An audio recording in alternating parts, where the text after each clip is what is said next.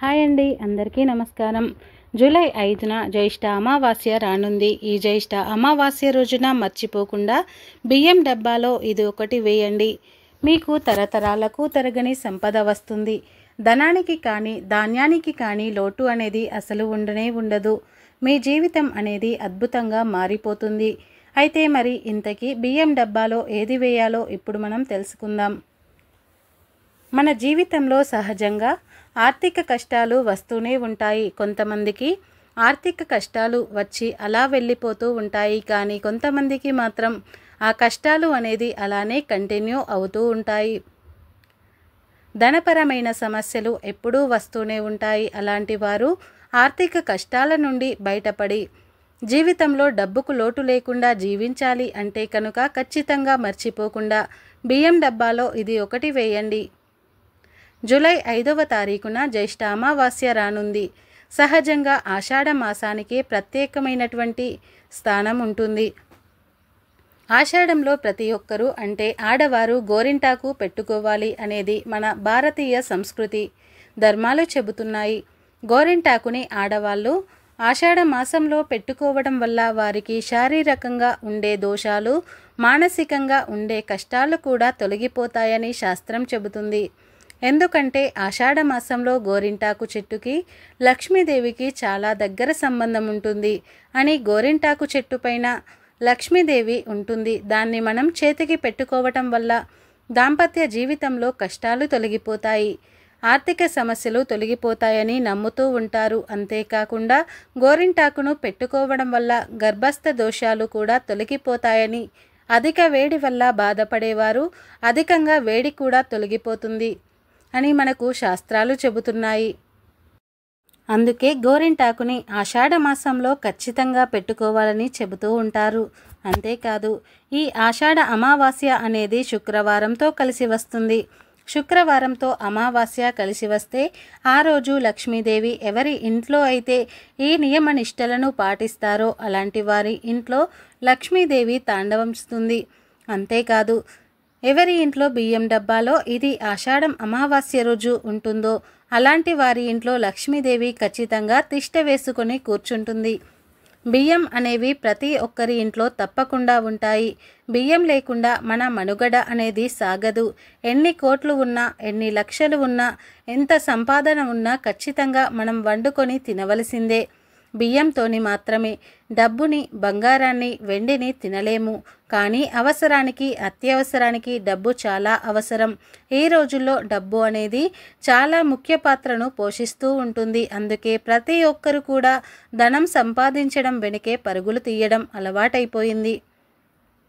అంతేకాదు, ఆషాఢం అమావాస్య రోజున ఎవరైతే బియ్యం డబ్బాలో ఇది మర్చిపోకుండా వేయటంతో పాటు ఎవరైతే ఆషాఢం అమావాస్య రోజున పుణ్యనది స్నానం చేస్తారో అలాంటి వారికి కూడా సంపద బాగా పెరుగుతుంది. అంటే మన అదృష్టం అంతకంతా పెరుగుతుంది. అనారోగ్య సమస్యలు తొలగిపోతాయి. ఆర్థిక రీత్యా అన్నీ బాగా ఉంటే సమస్యలు తొలగిపోతాయి. అన్ని రకాల, అన్ని విధాలా కలిసి వస్తాయి. సంపాదించే మార్గాలు కూడా తెరుచుకుంటాయి. అలాగే ఈ జ్యేష్ఠ అమావాస్య రోజున తప్పనిసరిగా దాన ధర్మాలు అనేవి మన హిందూ శాస్త్రంలో గొప్ప ప్రాముఖ్యతను పొంది ఉన్నాయి. దాన ధర్మాలు చేయటం వల్ల జీవితంలో ఆర్థిక కష్టాలు అనేవి ఉండవు. అంతేకాదు, దోషాలు కూడా ఉండవు. మనం చేసిన పాపాలు కూడా తొలగిపోతాయని నమ్ముతూ ఉంటాము. అలానే ఈ జ్యేష్ఠ అమావాస్య రోజున ఇంటికి నిమ్మకాయతో దిష్టిని తీయాలి. ఈ ఆషాఢం అమావాస్య రోజున మర్చిపోకుండా గుప్పెడు రాళ్ల ఉప్పునైనా సరే కొని ఇంటికి తెచ్చుకోవాలి. రాళ్ల ఉప్పు అంటే లక్ష్మీదేవికి చాలా ఇష్టం. రాళ్ల ఉప్పుని ఇంట్లోకి తెచ్చుకోవడం వల్ల ఎప్పుడూ కూడా తరిగిపోని ధనం వస్తుంది, డబ్బు వస్తూనే ఉంటుంది. లక్ష్మీదేవికి దొడ్డుప్పుకి విడదీయరాని సంబంధం ఉంటుంది. ఎందుకంటే లక్ష్మీదేవి పాల సముద్రం నుండి ఉద్భవించింది కనుక లక్ష్మీదేవికి సముద్రంలో దొరికే వస్తువులు అన్నీ కూడా చాలా ఇష్టం. అంటే గవ్వలు, గోమతి చక్రాలు, దొడ్డుప్పు. ముఖ్యంగా దొడ్డుప్పు మాత్రం చాలా నెగటివిటీని, దిష్టి దోషాల్ని తొలగిస్తుంది. అంతేకాదు, దొడ్డుప్పు అనేది దిష్టిని తొలగించడమే కాదు, ఎంతటి ఘోరమైన చెడు శక్తులను, చెడు ప్రభావం, చెడు గాలి ఉన్న దానిని కూడా చాలా సులువుగా తొలగిస్తుంది దొడ్డుప్పు. అందుకే మనం ఇంట్లో పెట్టుకోవడం వల్ల డబ్బుని రాకుండా ఆపే చెడు శక్తులను తొలగించి ధనాన్ని ఇంట్లోకి ఆకర్షిస్తుంది. అందుకే గల్లులుప్పుకు ఖచ్చితంగా అమావాస్య రోజు కొని ఇంటికి తెచ్చుకోవాలి. ఇలా ఎవరైతే గల్లులుప్పుని ఆషాఢం అమావాస్య రోజున శుక్రవారం రోజున కొని ఇంట్లోకి లోపలికి తెచ్చుకుంటారో అలాంటి వారికి ఖచ్చితంగా జీవితంలో ఆర్థిక సమస్యలు కష్టాలు అనేవి ఉండవు. తరతరాలకు తరగని ఐశ్వర్యం కూడా వస్తుంది. ఈ పరిహారాన్ని తప్పకుండా ఎవరైతే పాటిస్తారో అలాంటి వారికి జీవితంలో కష్టాలు ఉండవు. అలానే లక్ష్మీదేవి ఆషాఢం అమావాస్య శుక్రవారం రోజు అంటే జూలై 5వ తారీఖు శుక్రవారం రోజు అమావాస్య రోజు భూలోక సంచారణ చేస్తుంది.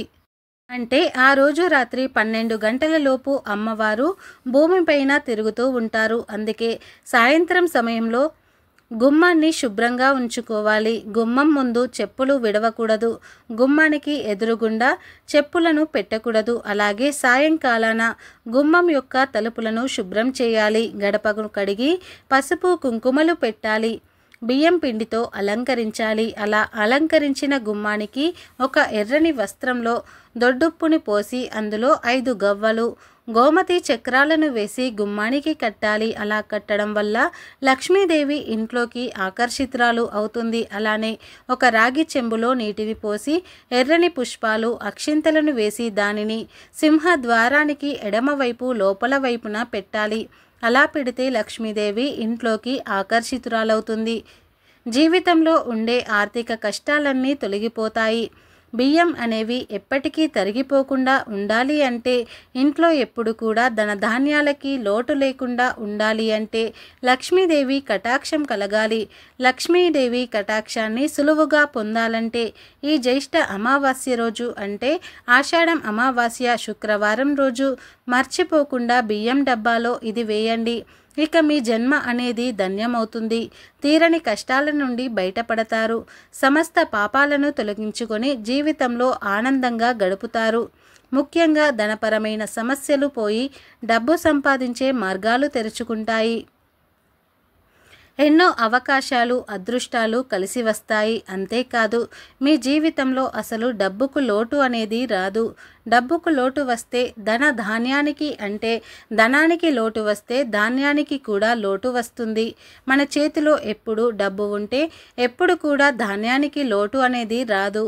అయితే ఎంతో శక్తివంతమైనటువంటి ఆషాఢం అమావాస్య శుక్రవారంతో కలిసి వస్తుంది. కాబట్టి ఆషాఢం అమావాస్య శుక్రవారం రోజు మీ యొక్క బియ్యం డబ్బాలో ఇది వేయండి. అయితే ఇది ఏమిటో ఇప్పుడు తెలుసుకుందాం.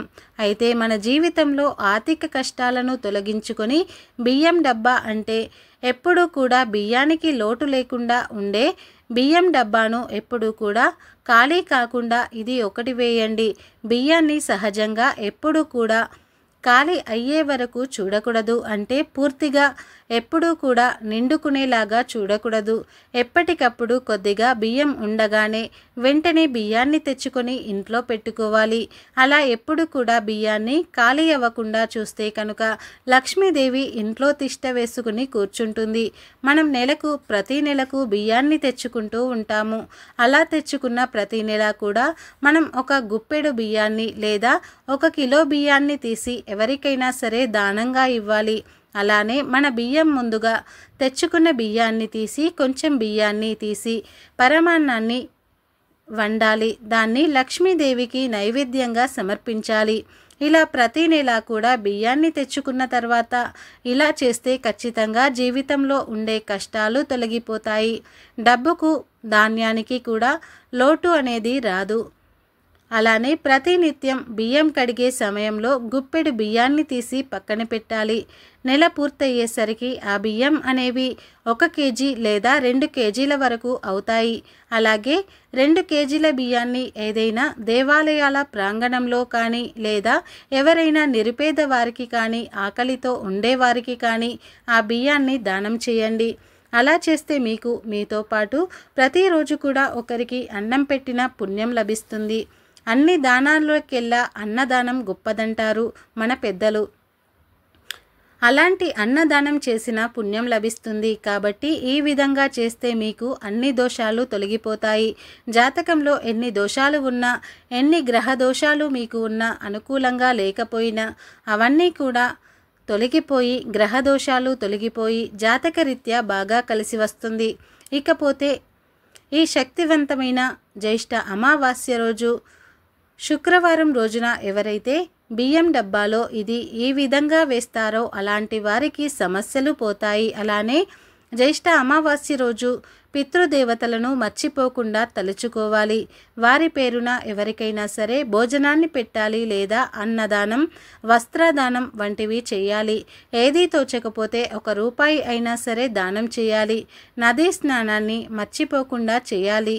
అదేవిధంగా జ్యేష్ఠ అమావాస్య రోజున కాకికి కానీ కుక్కకి కానీ ఏవైనా ఆహారాన్ని పెట్టాలి.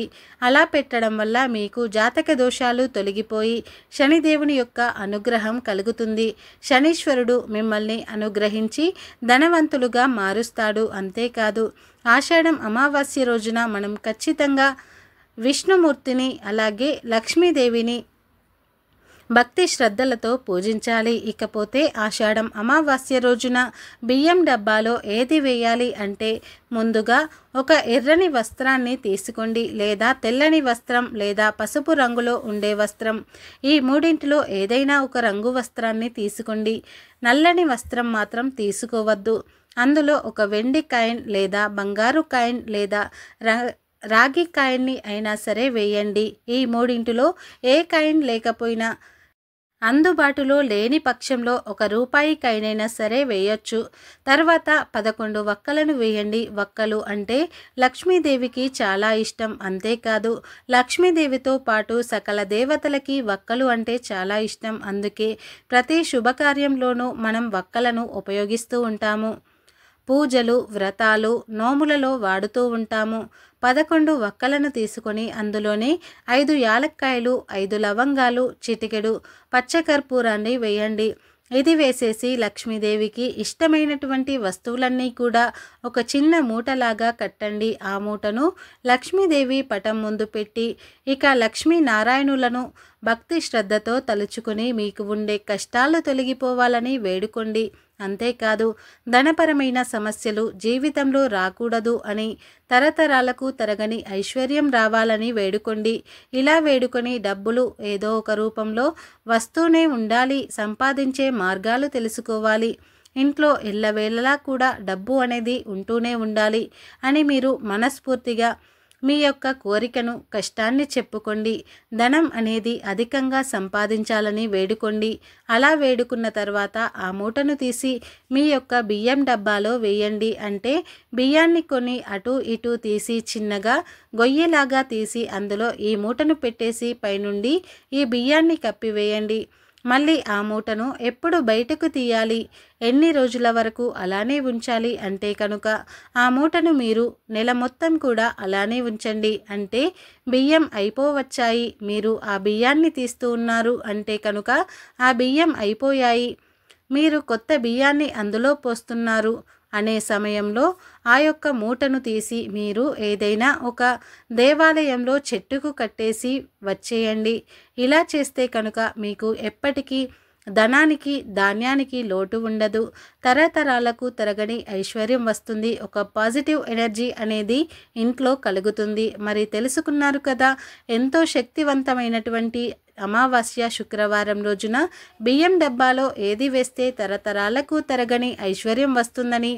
మీరు కూడా శుక్రవారం రోజు ఈ చిన్న పని చేసి సంతోషంగా జీవించండి.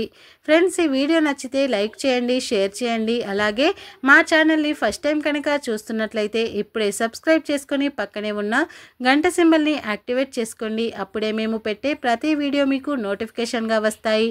అలాగే ఈ వీడియో నచ్చితే కామెంట్ బాక్స్లో ఓం శ్రీ లక్ష్మీదేవియే నమః అని చిన్న కామెంట్ అయితే చేయండి. ఈ వీడియో పూర్తిగా చూసినందుకు మీకు ధన్యవాదాలు.